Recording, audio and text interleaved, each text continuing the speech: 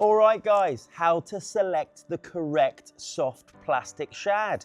Today, I've got the Westin ShadTeez family. And the reason that I've selected the ShadTeez family is because we've got so much variety to be able to talk about. And we're gonna get straight into it. So grab your paper, grab your pen, take some notes because we're going back to the classroom with this one. The first principle and the most important thing that I want you guys to take away from this, so definitely rewatch this, go back, write it down, ingrain this into your memory, is this one principle. On this side, we're going to start with the ShadTeez pintail, which is a very finesse, not very many vibrations, very subtle style soft plastic lure.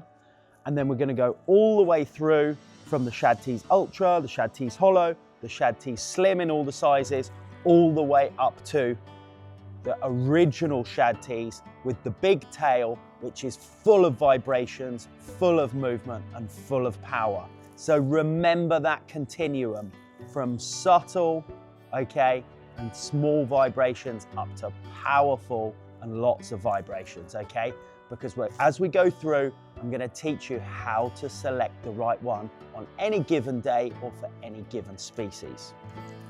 So let's start at this end. We've got the ShadTeez pintail, came out fairly recently, and effectively it's a ShadTeez Slim, but without a paddle tail on the end. So when would I use this lure? Well, there's a couple of rigs that I would use this on. The first one would be a drop shot. This is an absolute classic style lure for a drop shot. Reason being, a drop shot I want to fish very slow, is excellent in cold water, and I want to do very, very small shaky vibrations on the rod tip.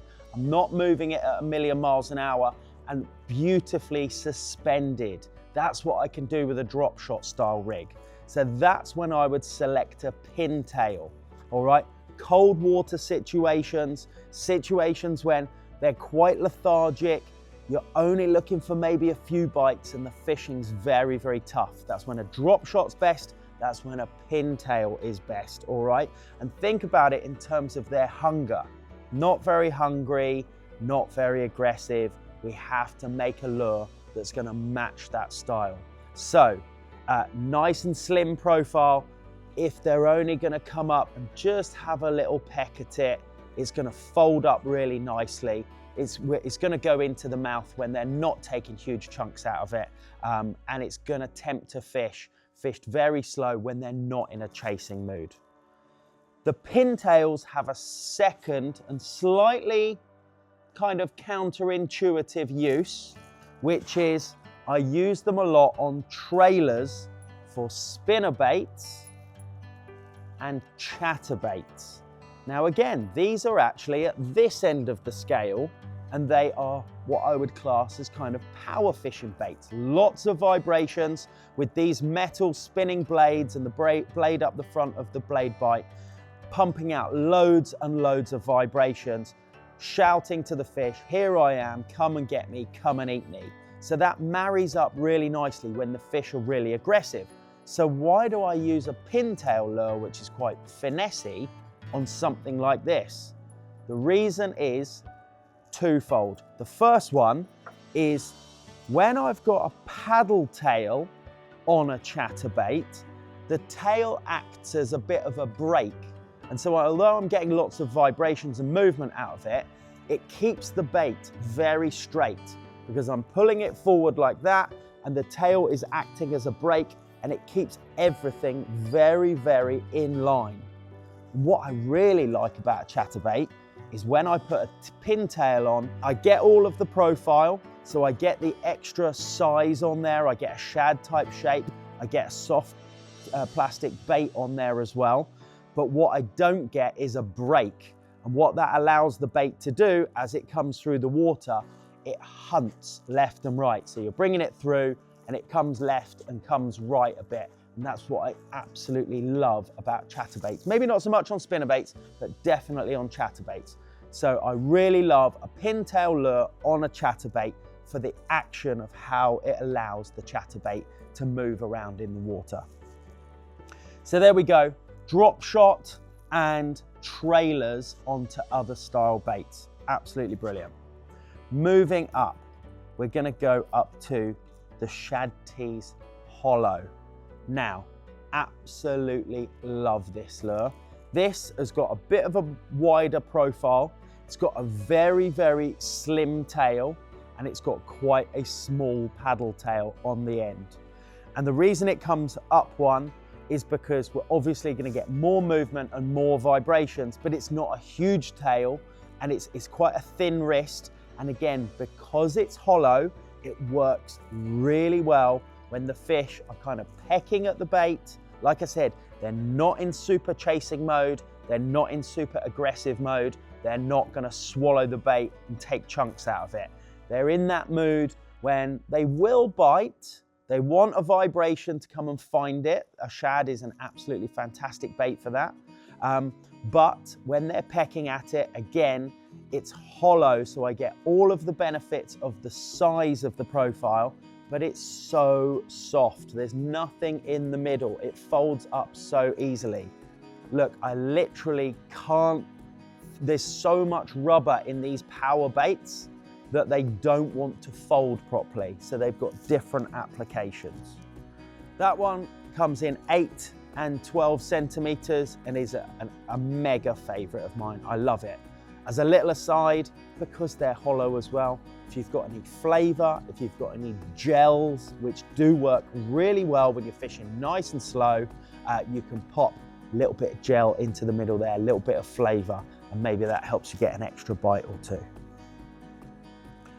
Moving up to the ShadTeez Ultra. So we only do this in a 12 centimeter size, but again, it's a very, very small tail on a very thin wrist. Okay, so similar to the hollow, but obviously a solid lure in our ShadTeez Slim, but with a different tail. And what you get with this one is an ultra high vibration. All right, so the tail will go and will spin around at the back, and the thinness of this long tail really allows tons and tons of movement in this. If you were in the water, you wouldn't be able to feel the vibrations. The fish, using their lateral line, they can't feel the vibrations from super far away like they could with a power bait. So again, this is at the finessey end of a shad. But again, a real brilliant one that I absolutely love. Now we're moving into the ShadTeez Slim, which I think is perfectly in the middle and is like the most versatile lure, and that's why we do it in everything from a micro 5 centimeters all the way up to a whopping 27 centimeters. Let's start at this end.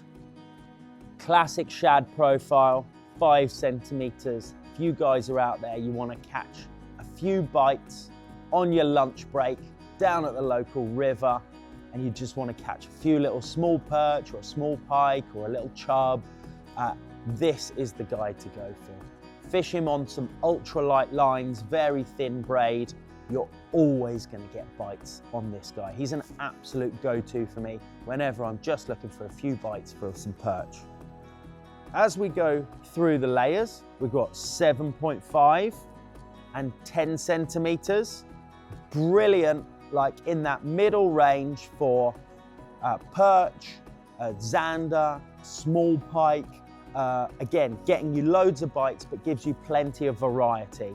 The tiny ones are obviously a bit limited often to the smaller sized fish, but once we're up to the 7.5 and the 10 centimeter, you know, we've got an opportunity of catching some great fish, and this 10 centimeter in particular, I've had some huge pike on this. So yeah, don't worry, these are the sort of ranges where you're maybe not going to get a million bites like you would on a super ultralight lure, but you're going to start getting some better quality. As we come up to the 12 and 14 centimeters, this is where we're really looking at specimen-sized perch, zander, or starting to get into our sort of pike fishing territory. And once we're up above 14, we're in 18, 22, and then the huge 27 centimeter size, which are really either large-sized zander or we're in the pike territory now. So I would sort of say anything from 12 centimeters and up is really kind of pike territory or other specimen-sized fish. But yeah, I would select, if you're ever in doubt, put a ShadTeez Slim on, okay? They've got their medium-sized tail, a medium-sized wrist. Once we've got a decent-sized tail, we start to get a little bit of what we call body roll, okay? And this is as we're going through the layers, this tail and this tail on the ShadTeez Hollow, they don't have enough power in the tail to force the energy up to the bait and start making the main body of the bait wobble, what we call body roll. Okay, so you've got quite a stable body and you've just got paddle tail action going at the end. Once we're up to the ShadTeez Slim, we've got enough of a powerful tail, medium power tail, to start throwing some inertia. As this starts spinning and twisting at the back, it throws a bit of inertia up into the lure and it starts to flash with body roll and is getting into more of an aggressive bait now. But if you're ever in doubt, go down the ShadTeez Slim line, because from 5 centimeters up to 27, you're gonna get some fantastic fish on them. So the ShadTeez Original, starting from 7 centimeters and goes up to a decent sized 19 centimeters. This is the one where you aren't going to get all of the bites, okay? You're not going to scratch out every small fish. The one thing I can almost guarantee with this, you will get a better sized specimen fish. And for the 7 and the 9 for perch fishing, I would say this 9 centimeter one, if you're a guy out there who loves his specimen perch fishing, you cannot not have a ShadTeez 9 in your box. All across Europe, Sweden, UK, France, Germany, doesn't matter where you go, everyone I speak to has caught mega sized perch on this bait. It's an absolute go-to. It's the perfect size, and more importantly, once again, so we're gonna pick, let's get a comparable. So we've got a 9 centimeter, a 12 centimeter ShadTeez and a 12 centimeter ShadTeez Slim. This is what I'm talking about. Same length lure, completely different size paddle tails. Medium size, large size.